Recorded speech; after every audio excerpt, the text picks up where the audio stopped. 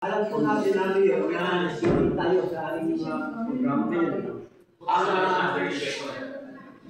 Nasa pamilya Pilipino po tayo, sana sa namin ng mga pamilyan, pagkakas galing ng bayan ng bigyan siya. Na talaga naman hindi ang mga programa dito sa bayan siya. Dyan na sisi, huwag na po dito sa hindi ko na maganda na pinag-ipitan. Pagka pagbiling ko dito sa yung bayan, ano po ba masasabi niyo sa pagkataaw ng araw nito?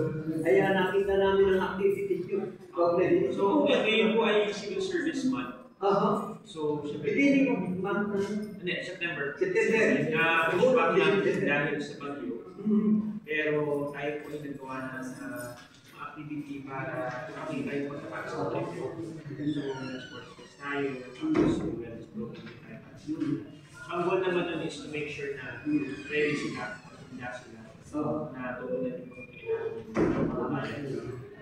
So, it may purpose to show unity din. Para iisa ang kilos ng mga ideas. Kung may papunod sa ibang mga programa ninyo, ano po ba yung mga ilang mga lisunod din sa inyong panunod? Actually, marami kami nakaplano po. Isa dyan, pag-mensa natin yung regular sa bayan namin, sa road clearing natin. Kasi syempre, mag-release ng mga kanan, so kami yung mga sidewalks mo ay walang construction. So, yun muna kami mag-focus. Also, yung mga pinagkaan kami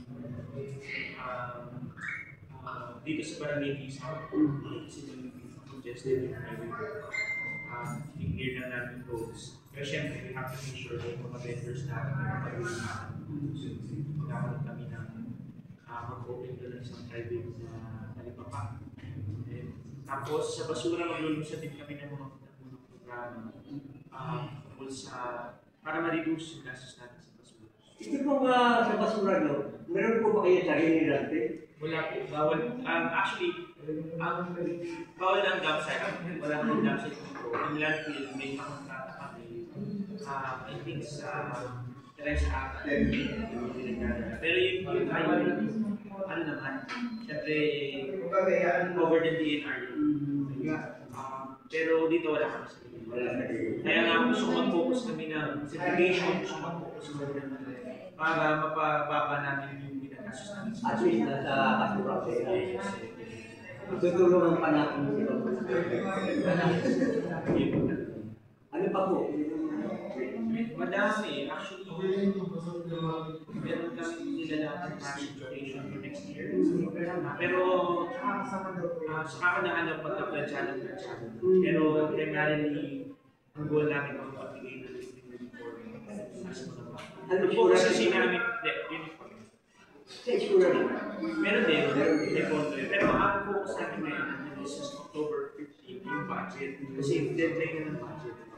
So, yung next 2 weeks namin nakatuon sa pagpaplansya para sa pinag-relate po gamit natin ng kasi marami paglalaanan ng infrastructure pa, education pa, may health ka, sa gamot na lang ang parang ginagasos ng munisipyo.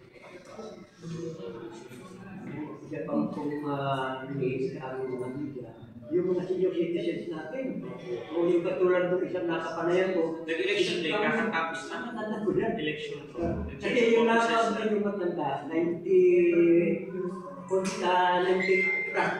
Di siya kami year, dapat makatanggap ng citizen. Meron po yun. May mga na-award na kami. Pero, inobliga ko na gusto yung mga presidente natin na maging masigasig para makuha nila. Kasi sa kanila naman po, may mga ilan nila na rin kami na-award pero nasa mga pangulong po ng federation. Pero ayun, we're closely with them. Maiba naman tayo ngayon na panahon tayo ng tagulan. Alam naman natin na binabaha ang bawat ikakaya dito po ba sa inyong mga bayan? Yes po. Actually, ngayon, araw na to, papunta po ako sa may siya yung team nila yung nasa development project ko. alam yung project ng Waso, tinitignan yung mga hazard areas. Monitoring. Yes, so makikipag-dialogue mo sa kanila para mas maunawaan ang handaan ng bibigyan sa lahat. Kasi matagal naman na ang lalong kabayaran namin na sa pagitan ng ilog at ng lawak yan. Pero kahit naman na bata pa lang kami, binabahana, once and for all, gusto mo malaman kung ano ba yung pwede natin gawin. Hindi naman natin pwede ito tanggapin na lang na laging may baha. We have to do something about it. Kung talagang yan ba talaga kumbaga ganyan ba ang pagkalikha ng environment natin? Or we have to accept that? Or can we do something about it? Para kung sakali, talagang hindi maiwasan, nakahanap ng paraan para mabawasan. Hindi naman ang layunin. Okay, sige, manawagan ka at may consequence. So yun na po, nanawagan ko sa mga kababayan na yung po natin solusyon ng mga problema. All we ask is for patience and take on the pangnawa. We're doing everything we can para naman po maihanda ang kaya. Hindi lang po sa sakuna sa marami lahat ng sektor po ng panuntulan. Kaya Mayor, nasa pamilya Pilipino tayo, at yung pamilya Pilipino, Hello po sa pamilyang Pilipino, TV, at diyan sa tiyan. Buhay po Mayor. Thank you po. 11 slides. Tapos na